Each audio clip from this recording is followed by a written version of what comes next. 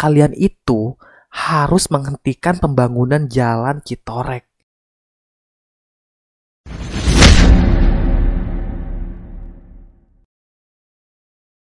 Selamat datang kembali di channel Bang Ngesot. Terima kasih udah klik channel ini. Sebelum kita lanjut, silakan klik subscribe dan nyalakan tombol loncengnya ya, biar nggak ketinggalan konten-konten menarik dari Mbah Ngesot.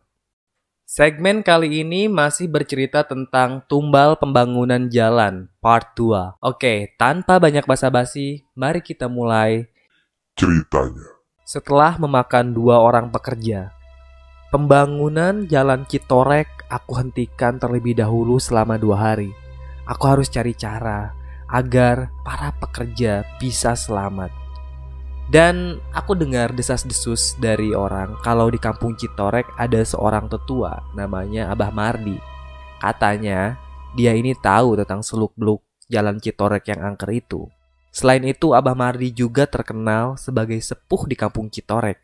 Dia pasti tahu solusinya. Jadi aku harus mendatanginya terlebih dahulu. Sore itu aku dan Dimas berkunjung ke rumah Abah Mardi.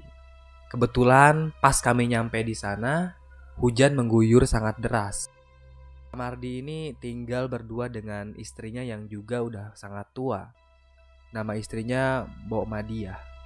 Rumah Abah Mardi masih berbentuk rumah panggung, jadi lumayan nyaman lah untuk ngobrol. Kami ngobrol soal pembangunan jalan Citorek yang udah memakan korban 2 orang. Tapi jawab Pak Mardi malah kayak gini. Hei, kalian itu gak bakalan bisa ngebangun jalan Citorek. Aneh banget kan?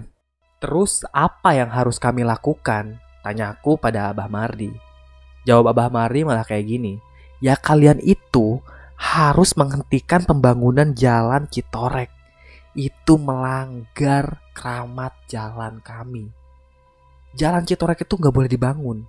Kalau kalian terus melanjutkan pembangunan jalan itu, korban akan terus berjatuhan, kata Abah Mardi. Aku dan Dimas setunduk lesu. Masalahnya Pak Kepala Desa gak mau menghentikan pembangunan jalan Citorek. Apa yang harus kami lakukan? Kami bingung. Aku juga sempat bertanya soal kenapa sih jalan Citorek ini jadi sangat angker. Dulu di jalan itu pernah ada pembantaian terhadap warga pribumi oleh tentara Jepang. Mereka disiksa, kepalanya dipenggal. Makanya sampai sekarang jalan Citorek itu angker. Kami ngobrol soal jalan Citorek ini cukup lama dengan Abah Mardi. Sampai malam pun larut. Tapi sayangnya hujan gak kunjung reda. Akhirnya kami menginap di rumah Abah Mardi untuk 1 malam. Malam itu aku dan Dimas tidur di kamar dekat dapur. Tengah malam si Dimas malah ngedengkur. Aku sampai terbangun. Dan saat aku terbangun, tiba-tiba ku dengar Abah Mardi sedang ngobrol di ruang tamu dengan seseorang. Kulirik jam tanganku. Itu udah jam 2 dini hari. Aneh.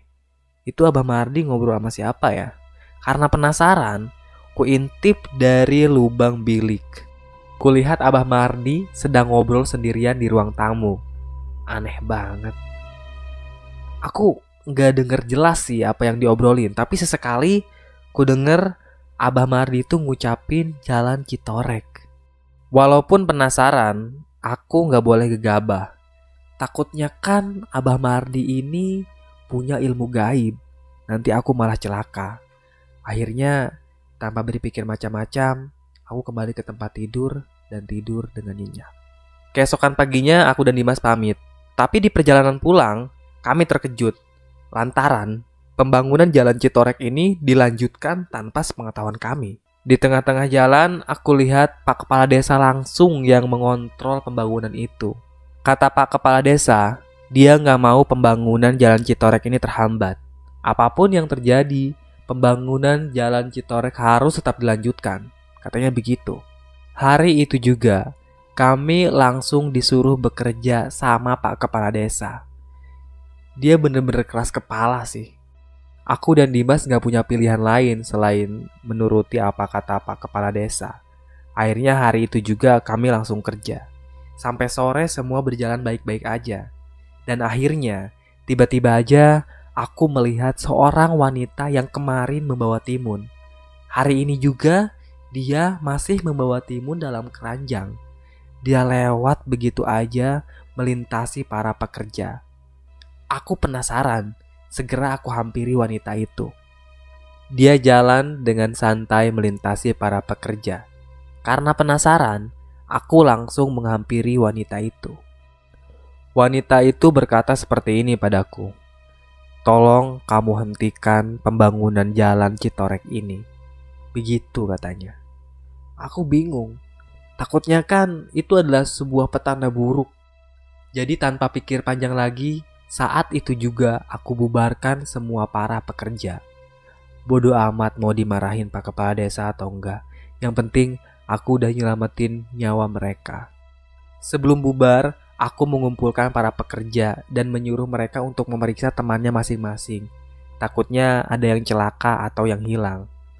Dan benar aja, salah satu pekerja mengaku kalau 2 orang temannya itu hilang entah kemana. Kami pun panik dan langsung mencari 2 pekerja itu.